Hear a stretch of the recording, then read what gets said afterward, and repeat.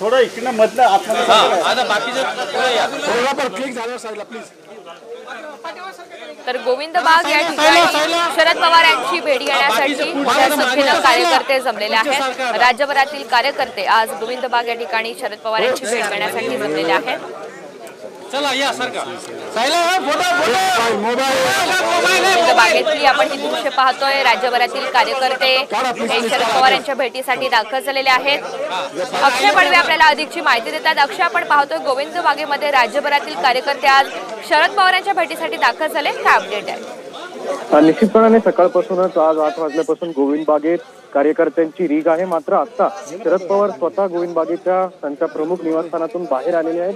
जे नाशिकचे 100हून अधिक पदाधिकारी अजित पवारांच्या राष्ट्रवादीमध्ये होते, त्यांनी आज शरद पवार यांच्या उपस्थितीत राष्ट्रवादी काँग्रेस पक्ष जो शरद पवारांचा आहे त्यांच्यात प्रवेश केलेला आहे. आगामी काळात विधानसभेच्या निवडणुका डोळ्यासमोर ठेवता हा प्रवेश अत्यंत महत्त्वाचा मानला जातोय, कारण की जवळपास 100हून अधिक जण कार्यकर्ते जे आहेत ते आज नाशिकहून थेट बारामतीत आलेले आणि पवारांच्या स्वतः उपस्थित असताना या सगळ्या कार्यकर्त्यांनी प्रवेश केलेला आहे. आणि आगामी विधानसभा निवडणुकीत 10 ते 12 जागा राष्ट्रवादीला मिळतील असा विश्वास देखील या कार्यकर्त्यांकडनं आता व्यक्त होताना दिसतोय. निश्चित. अक्षय, धन्यवाद सविस्तर माहितीबद्दल. तर गोविंद बागेमध्ये कार्यकर्ते शरद पवार यांच्या भेटीसाठी दाखल झालेले आहेत. मोठ्या संख्येनं या ठिकाणी कार्यकर्त्यांची गर्दी झाली आहे आणि त्यांना भेटण्यासाठी स्वतः शरद पवार हे निवासस्थानाच्या बाहेर आलेले आहेत.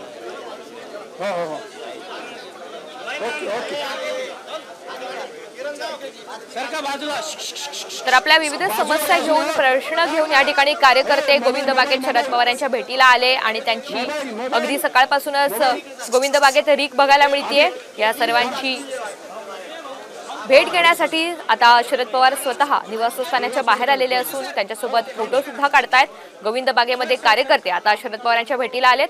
राज्यभरातून कानाकोपऱ्यातून शरद पवार यांची भेट घेण्यासाठी मोठ्या संख्येनं कार्यकर्ते जमले.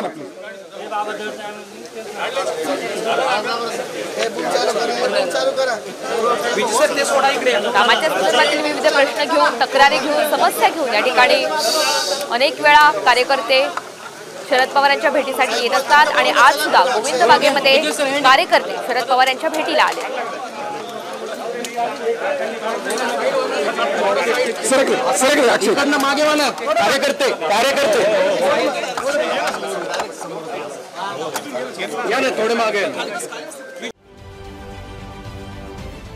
महाराष्ट्रातील सर्व बातम्यांचे विश्वासार्ह व्यासपीठ,